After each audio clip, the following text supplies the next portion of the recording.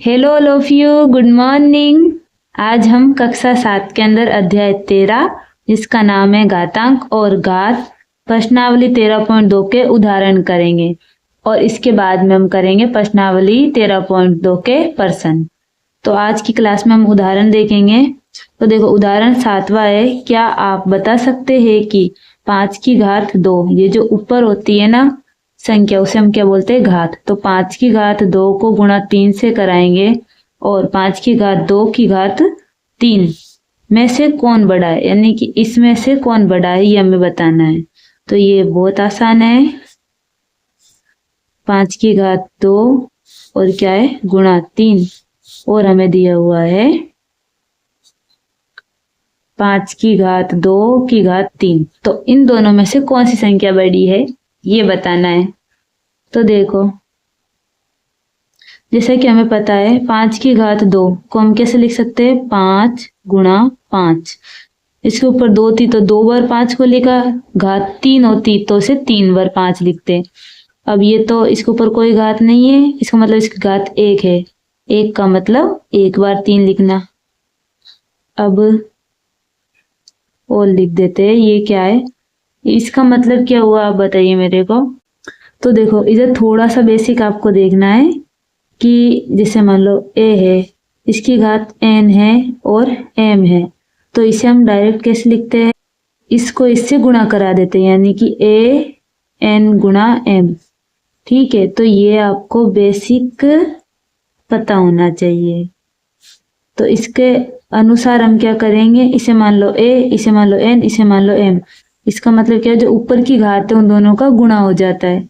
तो यानी कि 5, 2 को गुणा 3 से कराएंगे तो क्या आएगा 6। ठीक है, और आप लंबा मेथड यानी कि अगर आप लॉन्ग मेथड से करते तब भी यही आता। कैसे, 5 की घात 2 की घात 3, तो आप क्या करते सबसे पहले इसको कितने बार लिखना है, 3 बार लिखना है, यानी 5 की घात 2 को हमने 3 बार लिख दिया। अब जब आधार सेम होता है यानी कि इधर क्या है 5 5 5, तो उसे एक बार लिखते हैं और जो ऊपर की घात होती है वो सब जुड़ जाती है, यानी कि 2 और 2 4, 4 और 2 5, और ये कितना हो गया 6। तब भी यही आया और ऐसे भी यही आया, पर आपको ये पता होना चाहिए क्योंकि इसका यूज बहुत ज्यादा होगा। तो ये रफ था।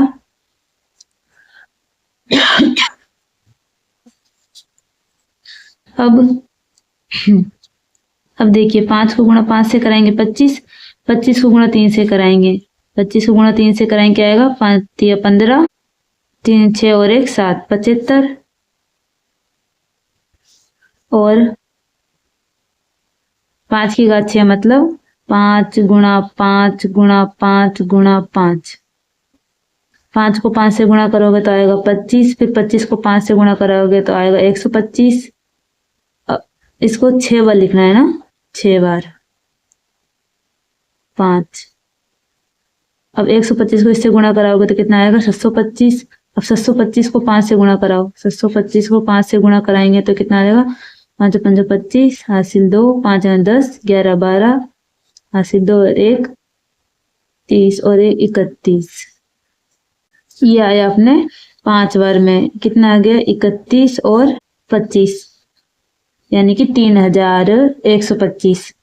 अब ये देखो 1 2 3 4 5, 5 बार लिखा है, ये कितनी बार लिखना है इसको हमें 6 बार, यानी कि इधर देखो गुणा 5 कर देती हूँ। ठीक है, अरे आप आगे लिखना, इधर गुणा 5 है गाइस, ठीक है, क्योंकि इसे 6 बार लिखना है।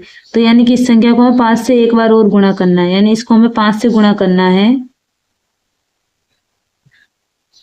5 5 25 का 5, हासिल लगी 2, 5 10 और ये 12, हासिल 1, 5 और 1 6, 5 15।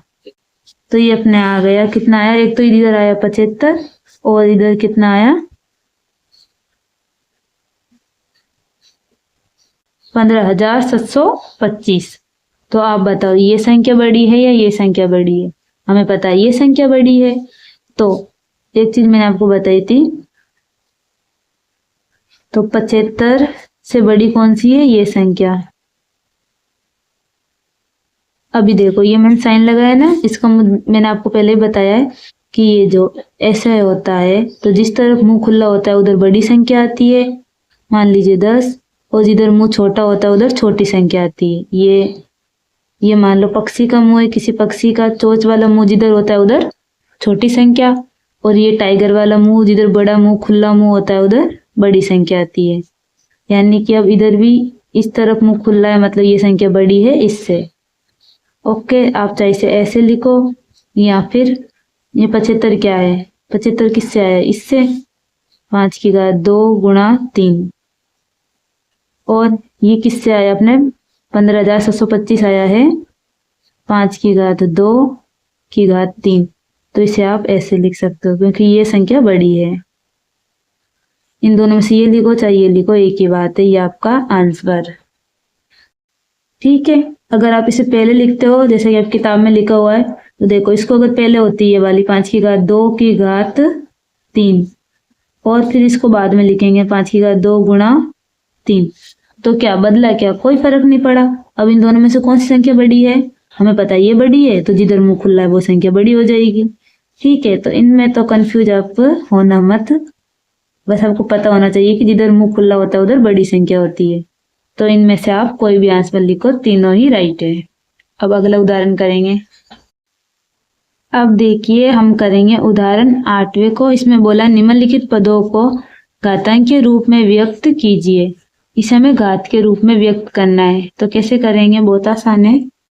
तो गाइस इसका ना एक तो आसान तरीका है और एक आपकी किताब में दिया हुआ है वो है, तो किताब वाला भी करेंगे। आसान तरीका आप सबसे पहले देखिए कि जब भी ऐसे गुणा के अंदर और ऊपर घात है, इसका मतलब क्या है, इसके ऊपर भी 5 की घात है और इसके ऊपर भी 3 की घात है। 3 के ऊपर भी मतलब 5 की घात है और 2 के ऊपर भी 5 की घात है। तो इसे मैं डायरेक्टली भी लिख सकती हूँ, क्या, 2 के ऊपर घात कितनी, 5, और 3 के ऊपर 5 घात, ये कोष्टक हट गया। ऐसा हम करते हैं ना। और इसके ऊपर देखिए, अब ये कोष्टक हमको हटाना है, इसका मतलब क्या होगा, 2 के ऊपर भी घात 4 लिख दो, और इधर कोई साइन नहीं है बीच में, मतलब ये गुणा के अंदर ही है, गुणा 1 के ऊपर भी 4 लिख दो, ये कोष्टक हट गया। इधर भी देखिए, इसका मतलब क्या होगा, माइनस का 4, और ये m है गुणा के अंदर, तो m, अब इसके ऊपर भी 3 घात है और इसके ऊपर भी 3 घात है, तो यही आपका क्या है, इसका उत्तर है, बस घात के रूप में लिख दिया। अब आपकी किताब में कैसे लिखा गया है वो देखिए। किताब में क्या किया है, इसका हल, पहले पॉइंट का, ये पूरा मतलब इस पूरे के ऊपर क्या है, घात 5, इसका मतलब क्या होता है कि 2 गुणा 3 को हमें 5 बार लिखेंगे, 2 गुणा 3, क्योंकि हम जानते हैं ना जैसे कि 2 के ऊपर 5 घात है, इसका मतलब क्या हो, 2 को 5 बार लिखना। तो इसी की तरह ये तो रफ था, ठीक है, तो इसी की तरह में इसका मतलब क्या हुआ, इस पूरे को 5 बार लिखना, 1 2 और फिर 3 बार लिखा, 4 बार लिखा और 5 बार लिखा। अब ये सब गुणा के अंदर है तो इन्हें, और जिस तरह के गुणा ही तो है ना, अब क्या करेंगे, इनके कोष्टक को हटा देंगे, यानी कि इसको हम आराम से हटा सकते हैं। 2 गुणा 3, घात होती तो इनके ऊपर घात आ जाती है, नहीं तो ऐसे कैसे हमने हटा दिया, और ये कोष्टक को हटा दिया।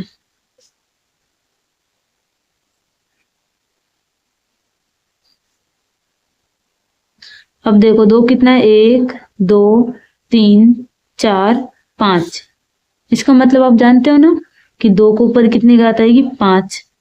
अब 3 कितना है, 1 2 3 4 5, इसका मतलब भी हम जानते हैं कि 3 के ऊपर कितनी घात आएगी, 5। तो आप देखिए ये जो आपका उत्तर आया है ये यही तो है ना। तो बस किताब में ऐसे दिया हुआ है, तो इसको भी अब हम हल करेंगे जिस तरीके से किताब में है। 2a की घात 4, इस पूरे को हमें 4 बार लिखना है, 2a गुणा 2a गुणा 2a गुणा 2a, ठीक है। अब क्योंकि हमें घात के रूप में लिखना है तो हम a को अब ऐसे भी अपन गिन सकते हैं a कितना है, और अलग करके भी लिख सकते हैं, यानी कि 2 को बीच में कोई साइन यानी कि कोई चिन्ह नहीं है, प्लस माइनस, इसका मतलब ये गुणा के अंदर ही है। तो ठीक है, इसे और सॉल्व करके लिख देंगे।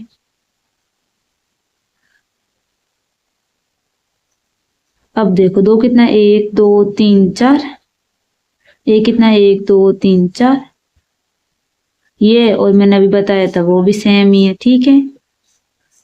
ये आंसर है तीसरा पॉइंट। -4m⁻³ यानी कि बताइए -4m गुणा -4m गुणा -4m। अब इसको हम और मतलब अब इसको और सॉल्व करके लिख सकते हैं। 4 कोई चिन्ह नहीं है दोनों के बीच में, मतलब यानी कि गुणा है। -4 कोष्टक हटाइए, गुणा m गुणा -4 गुणा m। 4 -4 कितना है? 1 2 3।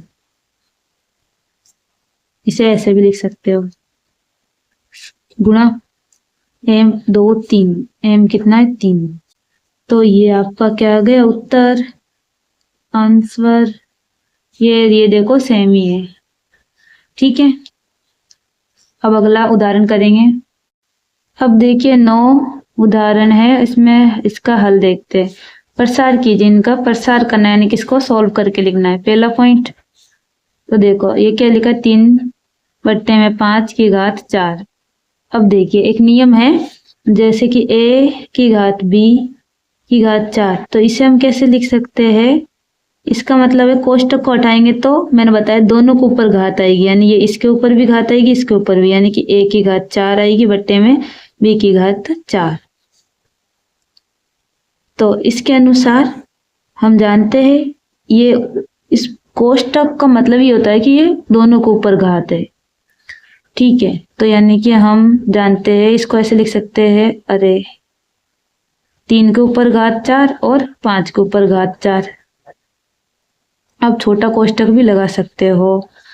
ठीक है, एंड अब माइनस हो तो लगाना ज्यादा जरूरी है, और अगर ऐसे प्लस में हो तो रहने देना। अब देखो जैसे कि अभी अपने सीखा, 3 के ऊपर घात 4 है, मतलब 3 को 4 बार लिख देंगे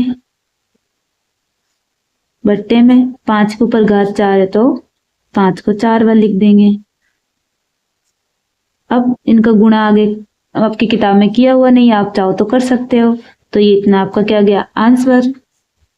दूसरा पॉइंट, -4 बट्टे में 7⁵5। इसका मतलब क्या हुआ, इसके ऊपर भी देखो माइनस है ना, तो कोष्टक जरूर लगा देना ताकि प्लस माइनस में दिक्कत मतलब हो ना आगे। अब बट्टे में 7 के ऊपर घात 5, इसका मतलब क्या हुआ, इसको हमें 5 बार लिखना है।